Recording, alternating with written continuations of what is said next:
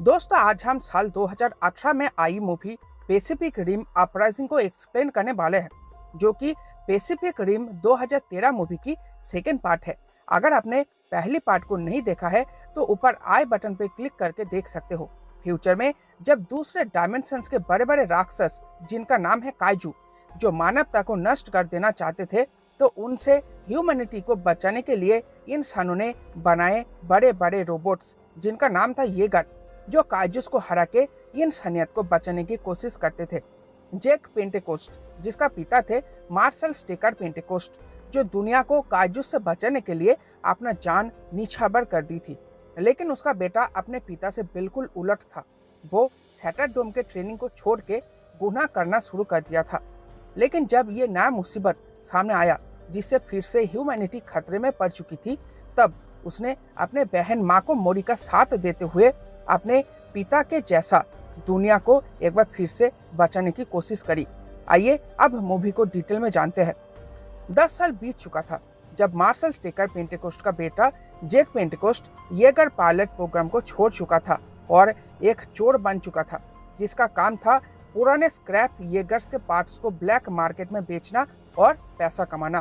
तो जब जैक एक पुराने डिसेबल येगर के पावर कोर को चुराने जा ही रहा था, तब वो एक 15 साल की लड़की से मिलता है, जिसका नाम था अमारा नामानी। उसकी पेरेंट्स की मौत हो चुकी थी जब एक येगर सेंटा मोनिका शहर में अटैक करता है। इसीलिए वो येगर्स के पुरानी पार्ट से एक नया येगर बनाई थी, जिसका नाम है स्क्रैपर। जैक अमारा के स्क्रैपर में बैठकर भाग ही रहा था, तभी पैन पैसिफिक डिफेंस कॉर्प्स के येगर नवंबर एजेक्स उनका पीछा करते हैं। क्योंकि अमारा की येगर अनरजिस्टर्ड येगर थी, इसीलिए कुछ देर बाद उन दोनों को पकड़ लिया जाता है। तब जैक की बहन और Pan Pacific Corps general secretary Mako Mori Jack को ऑफर देता है कि तुम फिर से जेल जा सकते हो या फिर से तुम पैन पैसिफिक डिफेंस कॉर्प्स में ज्वाइन कर सकते हो एज ए इंस्ट्रक्टर। तो जैक फिर से पीपीडीसी, पैन पैसिफिक डिफेंस कॉर्प्स का शॉर्ट फॉर्म है। तो जैक फिर से पीपीडीसी ज्वाइन करता है और हमारा पीपीडीसी के कैडेट फोर्स ज्वाइन करती है। अब वो दोनों चीन के मोयुलन सैटरडोम आते हैं। जैक का पुराना को पायलट साथी सैटरडोम के सभी येगर से उनका परिचय करवा देता है। Valor Omega, Titan Redeemer, Saber Athena, Gypsy Avenger, ये सभी येगर्स मार्क 6 येगर्स है। सिर्फ ब्रेसर फिनिक्स मार्क 5 कैटेगरी का येगर है। जैक यहाँ पर नए कैडेट्स को ट्रेनिंग देना शुरू करता है अपने पुराने को पायलट साथी नेट लैम्बर्ट के साथ। कुछ देर बाद माको और नेट जैक को बताते हैं येगर प्रोग्राम खतरे में है, साउ इंडस्ट्रीज के ड्रोन प्रोग्राम के वजह से। इनकी खासियत है रिमोट कंट्रोल्ड येगर्स, जो बिना किसी पायलट के भी चल सकते हैं, और इनको डेवलप किया है लियुएन साउ और डॉक्टर न्यूटन गाइसलर। दोस्तों, न्यूटन पहले सैटरडोम में ही काम करते थे। अब माको पीपीडीसी के एक मीटिंग को अटेंड करने के लिए सिडनी आई थी। इस मीटिंग में साउ इंडस्ट्रीज के ड्रोन्स प्रोग्राम को ऑथोराइजेशन दिया जाए या नहीं, उस पर चर्चा किया जाएगा। इस मीटिंग को देखने के लिए जैक और नेट अपने येगर जिप्सी एवेंजर के साथ खड़े हुए थे, लेकिन तभी एक दुष्ट येगर, जिसका नाम था ऑब्सिडियन फ्यूरी, वो सिडनी हार्बर पर हमला कर देता है। तो उसको रोकने के लिए जिप्सी एवेंजर लड़ाई में कूद पड़ता है। इधर माको उस दुष्ट येगर से रिलेटेड सारी जानकारी पीपीडीसी को भेज पाती, तभी ऑब्सिडियन फ्यूरी के एक हमले के वजह से माको की हेलीकॉप्टर बेकाबू हो जाती है।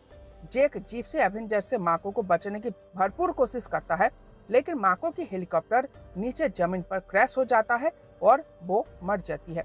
इधर ऑब्सिडियन फ्यूरी को रोकने के लिए पीपीडीसी के और भी येगर्स आ रहे थे, जिसको देखकर वो वहां से भाग जाता है। माको की दुष्ट येगर के हमले से मर जाने के वजह से पीपीडीसी काउंसिल साउ इंडस्ट्रीज के ड्रोन प्रोग्राम को ऑथोराइजेशन दे देते हैं और जल्दी से उनको अपना पहला ऑर्डर भेजने का आदेश देते हैं। जबकि माको की आखिरी हालचाल पीपीडीसी के कंप्यूटर में कैद हो जाती है। माको उस दुष्ट येगर ऑब्सिडियन फ्यूरी का लोकेशन बताती है, साइबेरिया के सेवर्नाया जाम्लिया में। वहां वो पुरानी हो चुके येगर प्रोडक्शन फैसिलिटी को अपने दुष्ट कामों के लिए इस्तेमाल कर रहा है। इसीलिए जैक और नेट जिप्सी एवेंजर को लेकर उस जगह में छानबीन करने जाता है, लेकिन वो कुछ कर पाता उससे पहले ही ऑब्सिडियन फ्यूरी उस जगह को पूरी तरह नष्ट कर देता है और सूखी हुई झील में दोनों में भयानक लड़ाई होता है। जिप्सी एवेंजर ऑब्सिडियन फ्यूरी के चेस्ट पर हमला करके उसके रिएक्टर को नष्ट कर देता है और उसके सीट को नष्ट करने के बाद उन्हें पता चलता है कि इस येगर को काइजू का सेकेंडरी ब्रेन कंट्रोल कर रहा था। इधर जब ऑर्डर करे गए ड्रोन की पहली बैच सैटरडोम में आता है, तब क्लोन्ड काइजूस ब्रेन उन रोबोट्स येगर्स को अपने कंट्रोल में ले लेते हैं और सैटरडोम में हमला बोल देते हैं। टाइटन रिडीमर और व्हीलर ओमेगा उनके चपेट में आ जाते हैं, जिनको वो येगर्स बुरी तरह क्षतिग्रस्त कर देते हैं।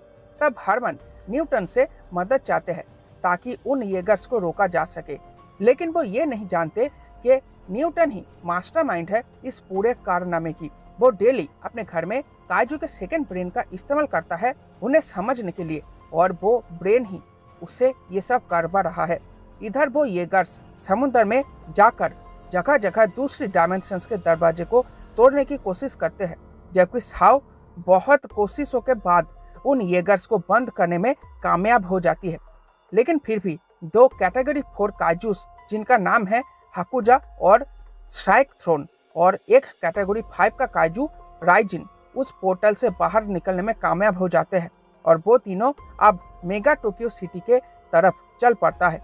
पीपीडीसी टीम को समझ में आता है कि इनका टारगेट है पैसिफिक रिम ऑफ फायर को एक्टिवेट करना, जिनके लिए वो काइजूस माउंट फूजी की तरफ बढ़ रहे हैं ताकि वो काइजूस अपने बॉडी को माउंट फूजी के अंदर डाल पाए, जिससे उनके खून वॉल्केनो में रिएक्ट होकर पैसिफिक रिंग ऑफ फायर के आसपास जितनी भी वॉल्केनोस है वो सब एक्टिवेट हो जाए और पूरी दुनिया तबाह हो जाए और वो काइजूस यहाँ आकर रह सके।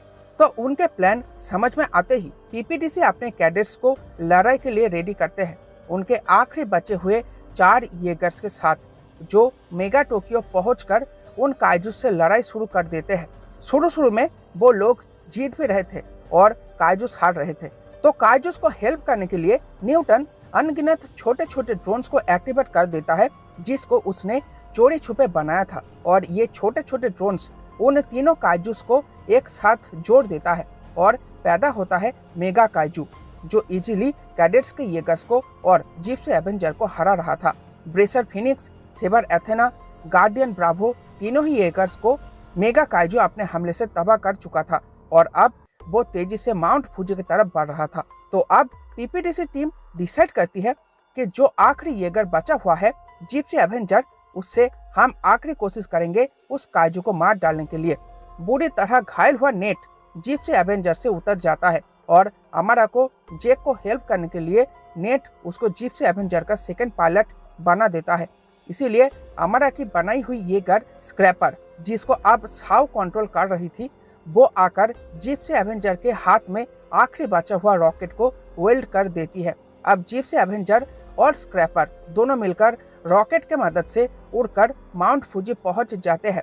काइजू को हराने के लिए वो दोनों जिप्सी एवेंजर को बॉम्ब के तरह इस्तेमाल करते हैं और स्क्रैपर के मदद से जेक और अमारा जिप्सी एवेंजर से बाहर आकर दूर चले जाते हैं और जिप्सी एवेंजर सीधा मेगा काइजू के ऊपर क्रैश हो जाता है और वो काइजू मर जाता है।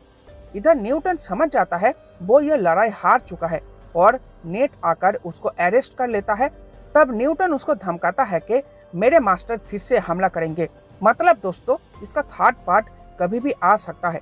तो भाइयों, ये सेकंड पार्ट यहीं पर खत्म होता है।